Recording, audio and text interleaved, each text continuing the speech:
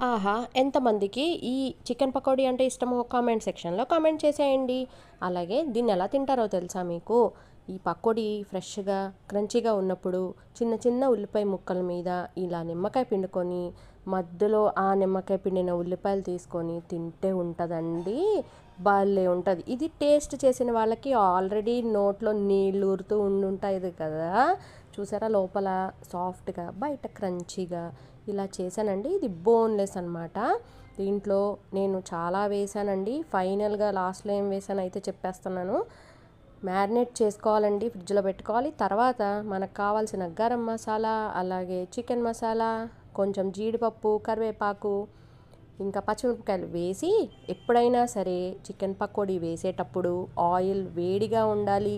అలాగే ఒక్కొక్క చికెన్ పీసు వేయాలన్నమాట. ముద్దలు ముద్దల కింద ఒకేసారి వేయకూడదు. ఆల్మోస్ట్ అందరికీ తెలిసే ఉంటుంది. బట్ ఒక్కొక్కళ్ళ చేతి వాటం ఒక్కోలా ఉంటుంది కదా, అందుకే నేను వివరంగా చెప్తున్నాను అనమాట. సో వాయిల్ అయితే నాకు 2 వాయిల్ అయితే అయ్యాయండి.